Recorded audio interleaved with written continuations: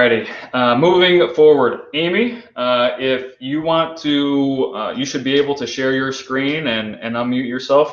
I'd be interested in hearing what your professional development or travel presentation's about today. Yeah, give me a thumbs up if you can hear me. I'm always like, yeah, perfect.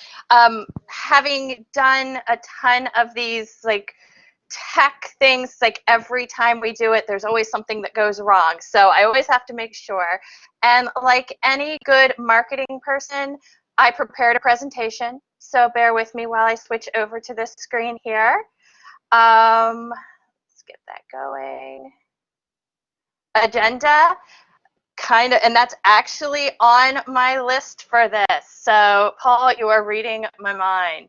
So I went to the Lilly Conference back in November, and I am actually hoping that everything I'm saying to you that I kind of picked up on in that presentation is stuff that you already know. Like, I am really hoping that I am not presenting anything new, but maybe pieces together. So I went to a session on accessible classrooms. Now, you know, Paul mentioned an agenda, and this is where I give my students, when I have an agenda for them, I give them the opportunity to go to the slides. I also have a PDF version of the slides here that I'm going to upload right now into the Collaborate. So they are uploading right now if you need to follow along with them, because providing an agenda is actually one of my points that I'm going to talk about today. So let me go back to my slides here. For those of you who don't know me, I saw a few names of people that I haven't met. I am Amy Shropshire. Hi. I have worked at Columbus State since 2016. I was an adjunct in digital design and graphics, and then last year I made the jump over to business programs. So have been around Columbus State for a little while, but just joined business programs about a year ago. And so this is the session that I went to, and it was about being ADA compliant in the classroom.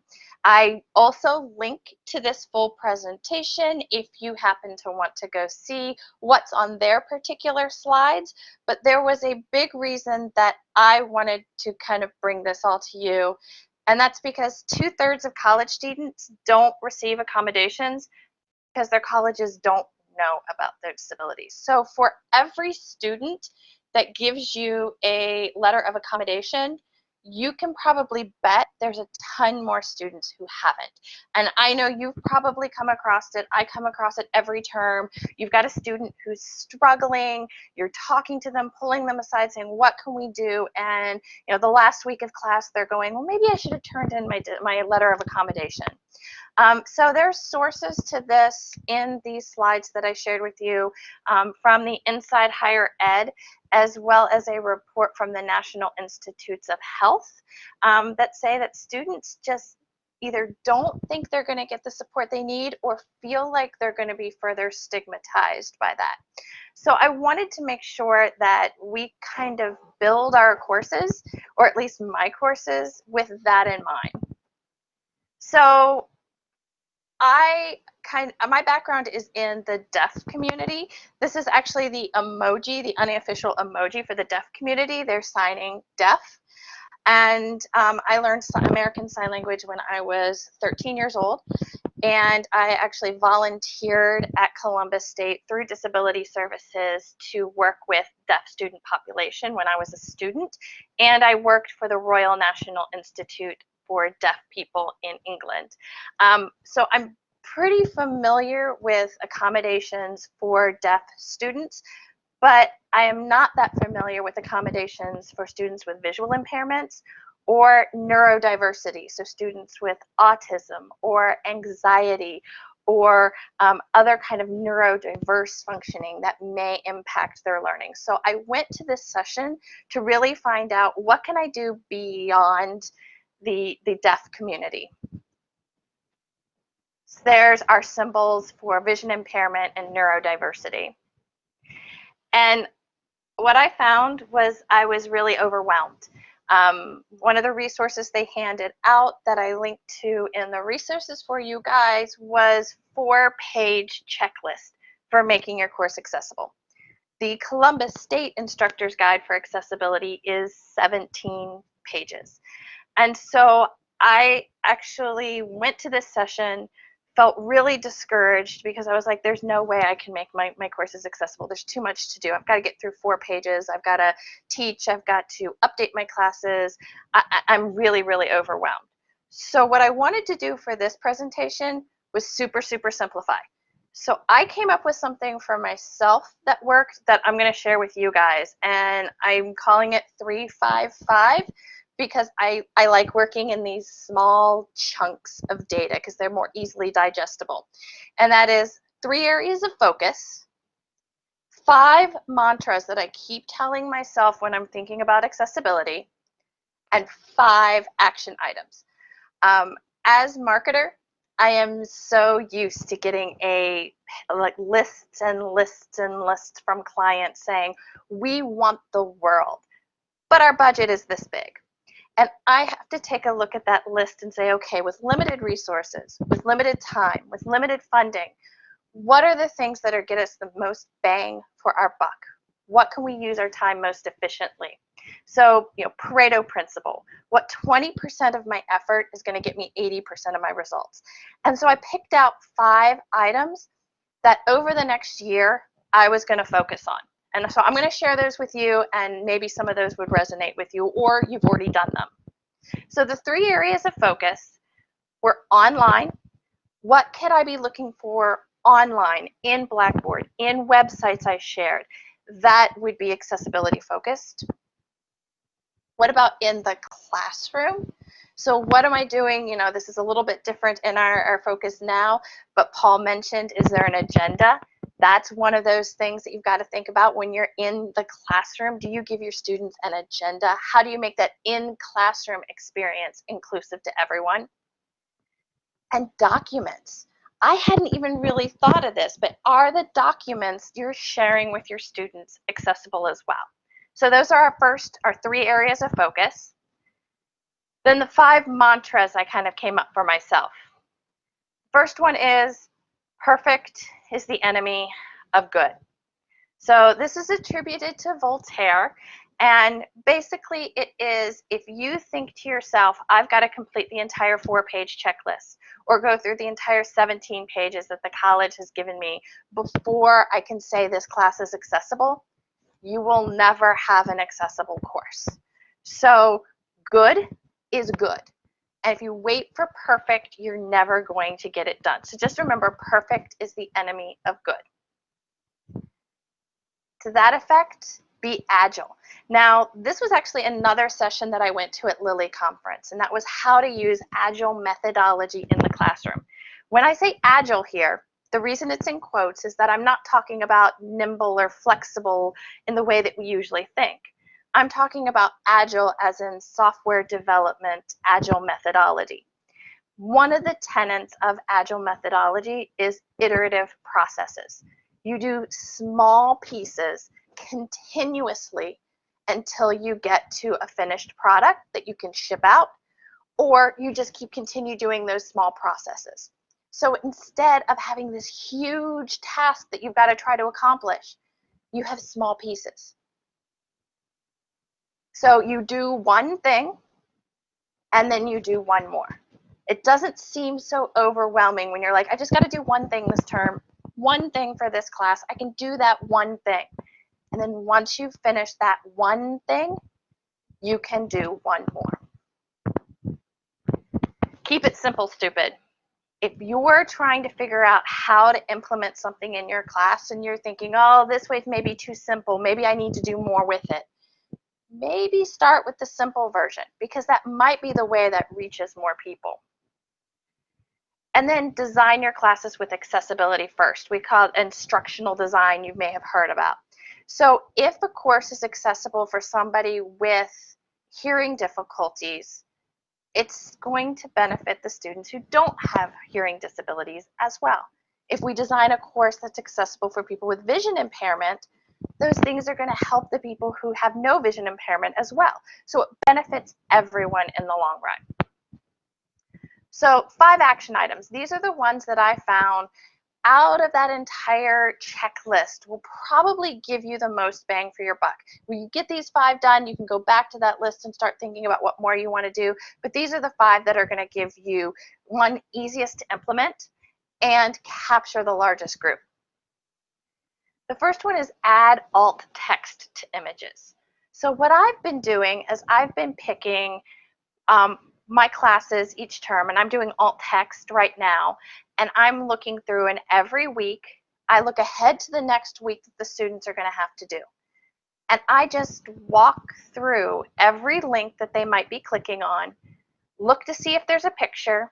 If there's a picture that doesn't have alt text, I add it. And that's how I'm keeping on top with that. I'm not trying to do it all before the class starts or get it all done. I'm just keeping 1 week ahead of the students, going through and finding that alt text on there. If you go to these slides or get that PDF, there is a link right here. You can click on that, and that's going to send you to the CSCC help article on their knowledge base on how to add that alternative text for your images. It's really simple to do and a quick way that somebody who's using a screen reader is going to be able to know what those illustrations are that you put in there, or if your images just aren't loading.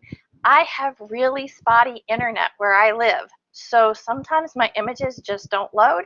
If they have alt text underneath them, I still get that view.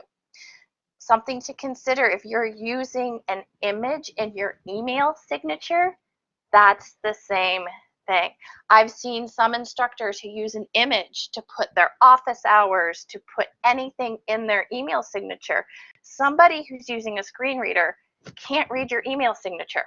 So there is a way to add that alt text to your Outlook email signature, or just replace it with plain text. It's much easier just to have it be plain text. Next one, confirm all videos have captioning. Again, we've got a link here that has how CSCC can help you with closed captioning. This actually I ran into in the spring.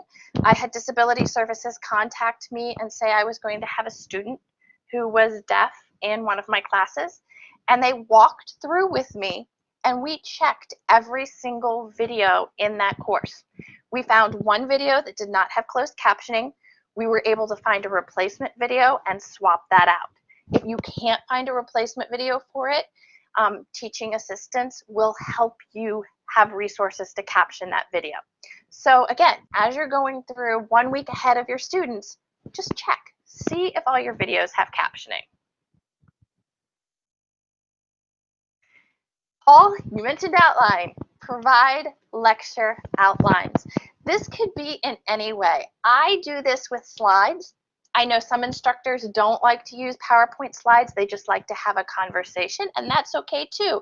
Just go on your whiteboard and write out an agenda for what you're going to be talking about for that day. I make these slides and I provide them for my students ahead of time in Blackboard so that they have a way that they can keep on track with the class and say, where are we at now? I'm not getting lost. I'm trying to keep track of everything, and I've got this right in front of me.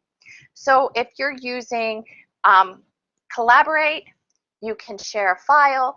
Like I said, I put them in Blackboard ahead of the class so they have time to look at them, know what they're going to be talking about, and then come to class with an idea of how that class structure is going to go. Kanban board, again, was something we talked about the Lilly Conference. That's another agile technique where you've actually got columns on your board and you have a backlog, in progress, and finished. And so what you would do is put all the topics you want to cover in your backlog column. As you talk about them, you move to the in progress.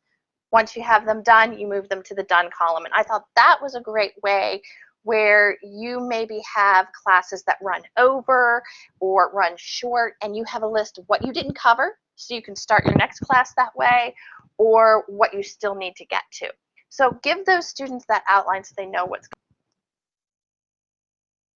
on. Make sure your slides are high contrast, sans serif, and single font family.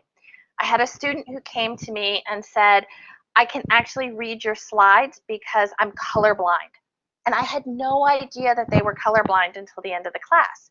But I tend to use very much black and white. You can see here I've got the pop of color. I personally, artistic-wise, like high contrast, so it was complete luck. But if you think about those publisher slides that have a background that's a muted shade, and then they'll put something on top of it that's kind of a muted shade, think about maybe taking those slides and updating them to something that's more high contrast so people with visual impairments can see better.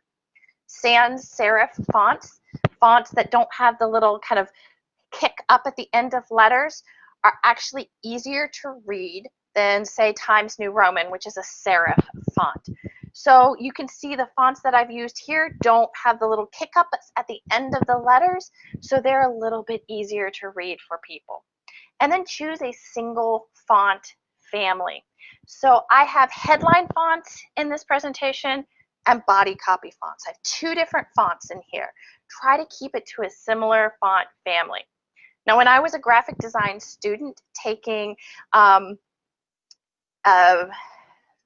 taking design and typography, we were actually told to never, ever, ever use fancy typefaces in any of our classes or we'd get marked down. And in our quiz for what is the name of this typeface, is it serif, is it sans serif, is it occasional, I actually wrote the answer not in my class for occasional and got the points right. So think about that, not in my class. Don't use those fancy kind of typefaces. And again, if you need some ideas, there's some PowerPoint samplers that you can download and just switch over those templates. And the last action item, I did not know that this existed. There are accessibility checkers for your documents because I hadn't considered about documents being accessible. So you can run through your Word document or a PDF document to see if they are accessible to people with screen readers. If you're not using headers in your documents, they're probably not accessible. I was not. I was saying, oh, I'll just make this bold and underlined. So it gives you some really good tips on how to make those documents accessible. So I put the resources in here if you want to link to them. That's the presentation with some of these resources, the CSE's Instructor Guide to Accessibility, Accessible Syllabus. That is going to be my next project, is how to make my syllabus more accessible. And then I went ahead and made for you guys, and I'm going to share a file here with you. I made a little cheat sheet because, again, if you're like me and you saw all this stuff and it was overwhelming, I wanted a cheat sheet that I could just look at as I was doing something and say, do I need these things? Okay. So I'm uploading a little accessibility quick start cheat sheet for you guys up in the share files, and you can also get it from that link.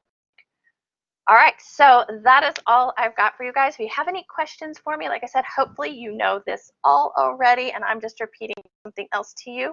But I'm going to turn it back over to John, and if you have any questions, please let me know.